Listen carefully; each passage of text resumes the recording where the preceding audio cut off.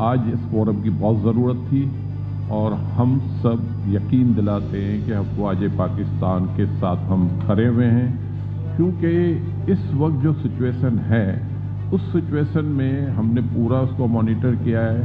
हमारी गवर्नमेंट ने हत्तल इम्कान पूरी कोशिश की थी कि ये मामला आगे ना बढ़े, लेकिन मेरा ये ख्याल है कि गुजरात का मोदी जो इस वक्त प्राइम मिनिस्टर बन गया है और प्राइम मिनिस्टर बनने के बाद उसको ठीक हो जाना चाहिए, लेकिन मेरा ख्याल है कि वो आरएसएस का एक गुंडा है और उस गुंडे की जारी बात है, जो आदमी पूरी ज़िंदगी जिसने जो काम किया हो वो काम से कहीं भी बैठ जाए, प्राइम मिनिस्टर बन जाए, लेकिन उसमें सुधारा नहीं आता।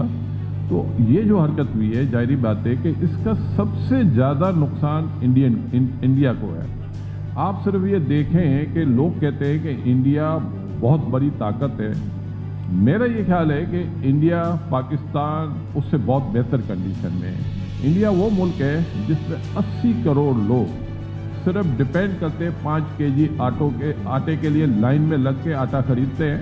तो आप ये सोचें, और उनके पास जो रिजर्व है $684 बिलियन है, लेकिन दूसरी तरफ अगर आप देखें तो $800 बिलियन फॉरेन इनफ्लो आया हुआ है पोर्टफोलियो में, और तीसरी तरफ देखें तो $500 बिलियन और $500 बिलियन इनके ऊपर लोन है, और $500 बिलियन उनकी फिक्स इनकम में पैसा आया हुआ है।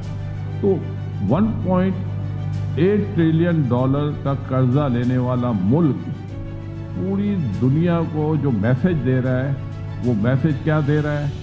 और वो इस वक्त $9 बिलियन उसने राफेल खरीदने पे लगाए, जो पाकिस्तान के आर्म से जहाज ने उसको उठा के गिरा दिया। तो मैं सिर्फ ये मैसेज देना चाहता हूँ, मुझे इतना यकीन है कि इंडिया के लोग भी इस चीज़ से खुश नहीं लगते, और वो इनकी मर्जी से ये वाक़या नहीं हुआ। ये सिर्फ और सिर्फ मोदी साहब की अपनी कारस्तानी है। वो अपने जब भी इलेक्शन वगैरह होते हैं तो इस तरह के इवेंट वो क्रिएट करते हैं, और इनको पाकिस्तान एयरफोर्स ने जिस तरह का जवाब दिया है आज रात को, शायद ये पूरी ज़िंदगी भूल नहीं पाएंगे। 75 जहाज लेके ये आज़ाद कश्मीर पे हमलावर हुए हैं, और हमारे एयरक्राफ्ट 25 और 30 के दरमियान थे। उन्होंने इनको इंगेज रखा और उनके 5 जहाज गिराए। हमारा कोई नुकसान नहीं हुआ, सब वापस आए। इसके बाद ये साउथ की तरफ जाते हैं, भावलपुर की तरफ, वहाँ भी पाकिस्तान एयरफोर्स ने उनको इंगेज किया, लेकिन वो वहाँ जाके अपनी बॉर्डर से उन्होंने मिसाइल फायर किए हैं और कुछ मदरसों को नुकसान पहुँचा है।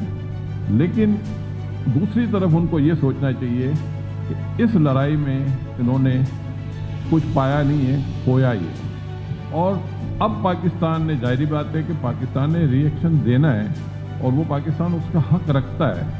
और डिप्लोमेसी में भी इस दफ़ा आप ये देखें कि इंडिया किसी के सामने सुरखरू नहीं हुआ, सारा ब्लेम उन्हीं के ऊपर आया है। इवन उनकी अपनी अवाम भी उनसे नाराज़ है।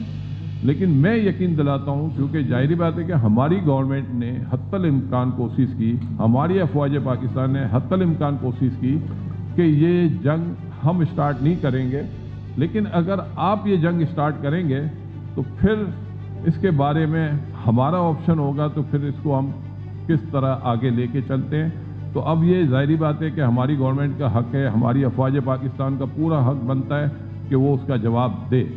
लेकिन फिर भी हम यही कहेंगे कि बिज़नेस कम्युनिटी के बारे में मैं आपको एक यकीन दिलाता हूँ, जुबैर हमारे चेयरमैन हैं, और उन्होंने ये मीटिंग बुला के ये तो साबित हो गया कि हम अफवाज पाकिस्तान और गवर्नमेंट के साथ खड़े हुए हैं, जानी तौर पे, माली तौर पे। मैं समझता हूँ कि बाज़ाहिर तो लोगों का ये ख्याल है कि पाकिस्तान कमज़ोर मुल्क है, लेकिन मेरा अपना ये ख्याल है कि हमने बहुत सारे इवेंट किए हैं। अगर हम कारगिल के इवेंट पे जाते हैं तो कारगिल में कुछ हमसे कोताही ये हुई कि हमें फ़ौजों को वापस बुलाना नहीं चाहिए। वो लड़ाई अगर हम पूरी लड़ते तो मेरा ख्याल है आज इंडिया की ये सिचुएशन ना होती। तो हम हमेशा नरम रवैया इख्तियार करते हैं, लेकिन अब हम अफवाज पाकिस्तान को यकीन दिलाते हैं कि ये जवाब हमें फोर्सफुली देने की ज़रूरत है, क्योंकि ये अटेम्प्ट बार बार पाकिस्तान के खिलाफ हो रही है, और अफवाज पाकिस्तान के साथ पूरी पाकिस्तान की बिजनेस कम्युनिटी खरी हुई है। और आज जो इवेंट इस वक्त है इसमें आप देखें कि सारे लोग आए हुए हैं और ये शॉर्ट नोटिस पे सब इकट्ठे हुए हैं। उमूमन इस तरह के नोटिस पे लोग इकट्ठे नहीं होते।